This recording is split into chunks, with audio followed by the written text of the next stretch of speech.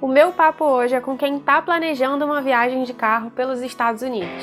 Nesse vídeo eu vou te dar algumas dicas bastante importantes na hora de alugar o seu carro por lá. E olha, tem coisa que eu mesma, depois de várias road trips, só fui aprender agora, enquanto a gente planejava a última. Então fica de olho, segue comigo até o final para pegar todas as dicas e não correr o risco de cair em furada na sua próxima viagem. Eu sou Marina Heimer e esse é o canal do Imagina na Viagem.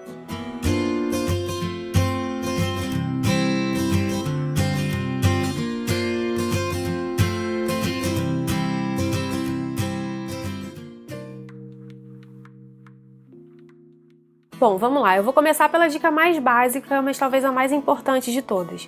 Na hora que você for alugar o seu carro, sempre prefira alugar com empresas grandes, que já são reconhecidas no mercado, porque aí a chance de você ter um problema é menor. Nos Estados Unidos você pode escolher a Avis, a Hertz, a Alamo, Sixt.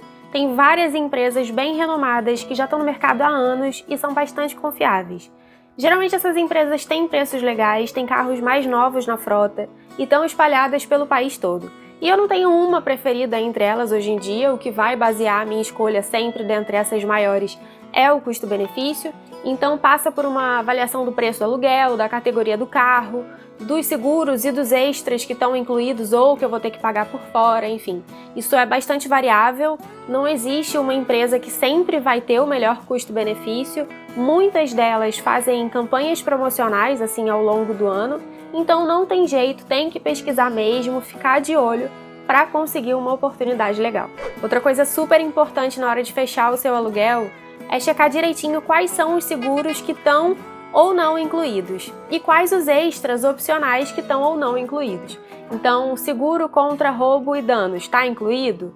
Qual é a franquia? Ou seja, se eu tiver um acidente ou se o carro for roubado, qual é o valor que eu vou precisar pagar por esse problema?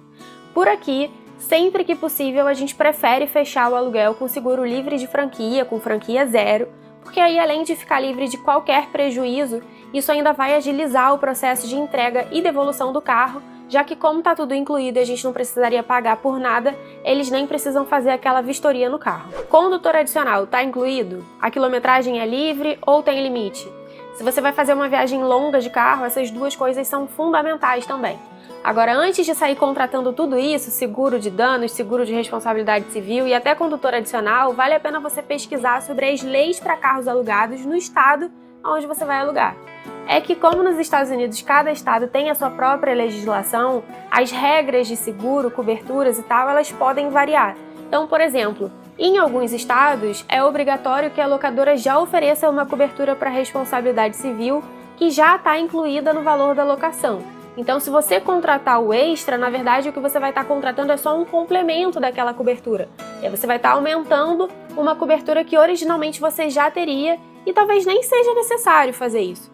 Em outros casos, em alguns outros estados, o condutor adicional também já vai estar incluído no valor da locação. Enfim, muitas vezes a gente não sabe disso e acaba gastando mais do que precisaria só por falta de informação e pesquisa. Então, gasta aquele tempinho pesquisando sobre o aluguel naquele estado especificamente, para entender o que já está incluído, o que não está incluído, lê o contrato de locação, todas as letrinhas pequenas, porque aí de fato você vai saber exatamente o que você precisa contratar e o que não é necessário. Eu já vou continuar com as dicas sobre aluguel de carro nos Estados Unidos, mas antes, se você está gostando desse vídeo, não esquece de deixar o seu like e se você gosta de viajar, gosta de ver vídeos sobre viagens e ainda não se inscreveu por aqui, já se inscreve agora e ativa as notificações porque toda semana tem vídeo novo aqui no Imagina. Mais uma coisa importantíssima ainda falando sobre estados, que eu só fui descobrir agora, é que algumas locadoras trabalham com o que eles chamam de restrição de território entre os estados americanos.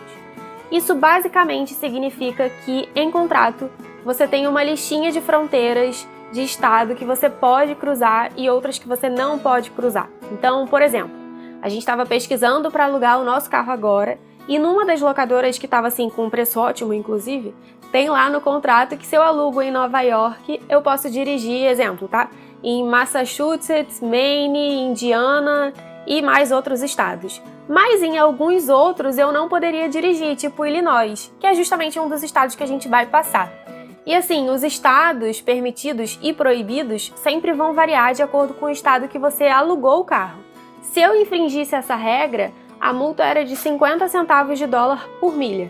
Numa viagem como a que a gente está planejando fazer, que devem ser mais ou menos 1.600 milhas, a gente pagaria 800 dólares só de multa. Então nem adiantava ela estar tão mais barata assim. E nem adianta tentar dar um jeitinho, porque as estradas são pedagiadas e a locadora vai receber o seu histórico de pedágio e saber exatamente por onde você passou.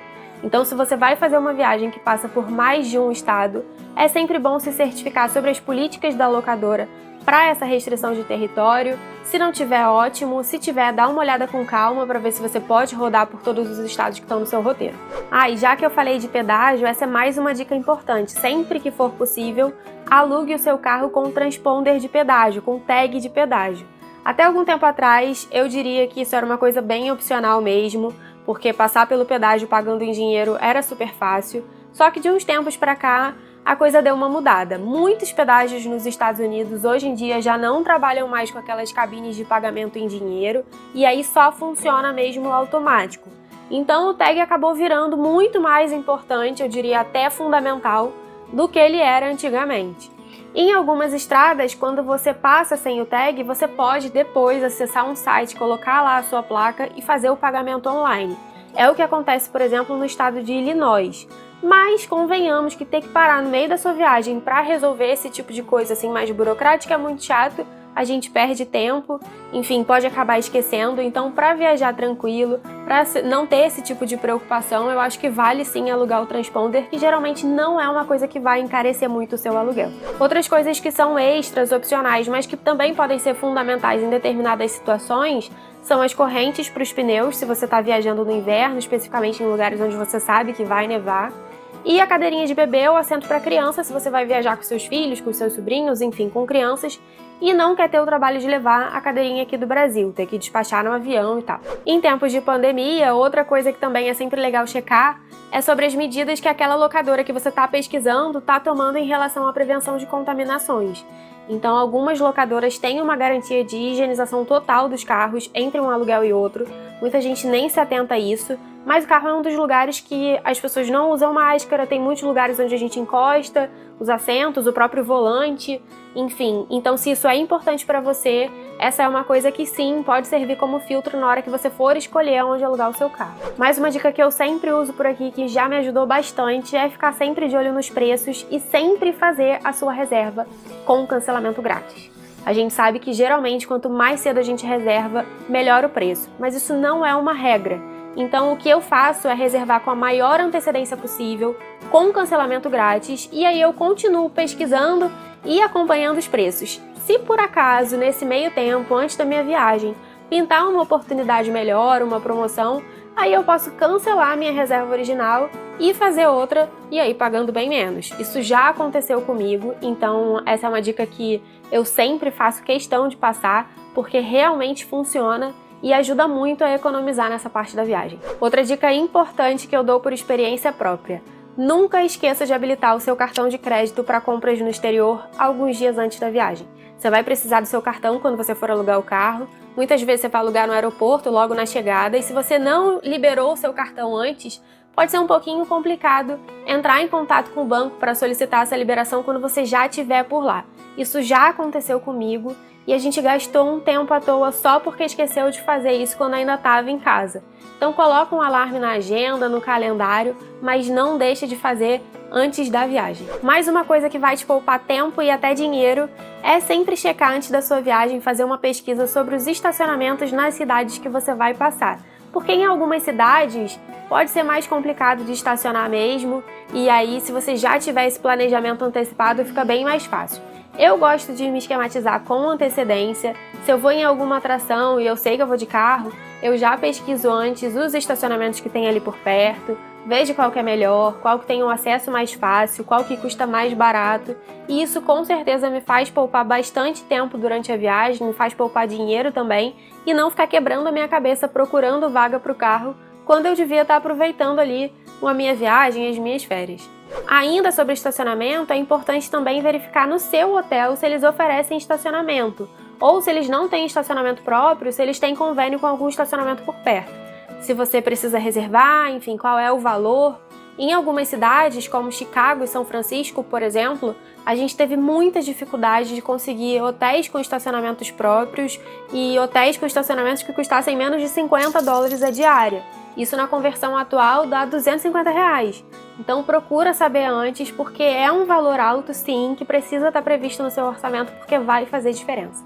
Às vezes nessa pesquisa você pode acabar descobrindo um estacionamento do lado do hotel que cobra a metade do preço, e aí pode ser interessante, bem melhor, né? E por último, a PID. A PID é sempre polêmica porque a verdade é que ela quase nunca é pedida quando você vai alugar o seu carro, ali no balcão da locadora. Por outro lado, se você tiver algum problema na estrada, um acidente ou se a polícia te parar por qualquer motivo, ela pode sim ser exigida.